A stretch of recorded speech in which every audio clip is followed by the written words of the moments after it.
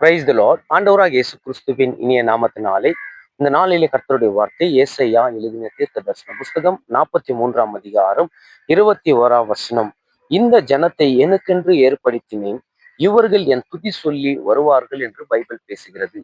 ஆண்டவரை துதிக்கிறதுக்காக தான் இந்த உலகத்துல நம்ம வந்திருக்கிறோம். துதிக்கிறதை விட்டு நம்ம என்னென்னவோ பண்ணி கொண்டிருக்கிறோம். ஒரு நாளைக்கு கர்த்தரை எத்தனை நாள் நம்ம தொழுது கொண்டிருக்கிறோம்? உண்மையாகவே நம்ம யோசித்து பார்க்கலாம். தேவன் எதுக்காக நம்மளை திறந்து கொண்டார் என்றால் துதிக்கிறதுக்காக. அவர் துதியில் மத்தியில் வாசம் பண்ணுகிற தேவன் என்று பைபிள் பேசுகிறது.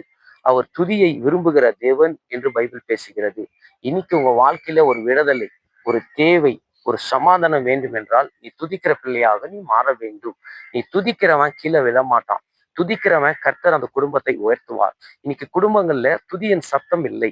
துதியின் சத்தம் இல்லாத நிறைய நம்ம உலகத்தின் இன்பத்துக்காக, உலகத்தின் பாவத்துக்கு நம்ம ஓடிக்கொண்டிருக்கிறோம். தேவ பிள்ளையே, இன்னைக்கு எந்த விதில எந்த பாவத்துல விழுந்திருந்தாலும் ஒரு இந்த வார்த்தை மூலியமா மனம் திரும்பி கர்த்தருக்கு உன் வாழ்க்கையை ஒப்பு கொடுக்கும் போது தேவன் உன் வாழ்க்கையில மேன்மையான காரியங்களை செய்து அவர் உன்னை உயர்த்துவார். தேவ பிள்ளையே, உலகம் உலகம் என்பதுக்காக ஓடாத.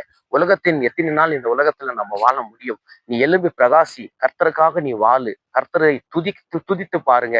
கண்டிப்பா கர்த்தர் உன்னை ஆசீர்வாதித்து உன்னை வழி நடத்துவார். கர்த்தர் இந்த வார்த்தை மூலியமா உன்னோடு பேசினார் என்று நான் விசுவாசிக்கிறேன். ஒரு நிமிஷம் கண்களை மூடி நம்ம ஜெபிக்கலாம். மகா பரிசுத்தமும் கிருபையும் நிறைந்த நல்ல பிதாவே, ஆசீர்வதிக்கப்பட்ட இந்த அருமையான காலை நேரத்துல எங்களோடு பேசினதுக்காக கோடி நன்றி டாடி. நான் பார்த்து கொண்டிருக்கிற பிள்ளைகளை தேற்றுங்க, பலப்படுத்துங்க, ஆசீர்வதிங்க. துதிகான மகிமை ஒருவருக்கே செலுத்துகிறேன். ஆண்டவரும் மீட்பரும் இரட்சகரும் இயேசு கிறிஸ்துவின் நாமத்தில் வேண்டிக் கொள்கிறோம் ஜீவன் உள்ள நல்ல பிதாவே. ஆமேன், ஆமேன், ஆமேன்.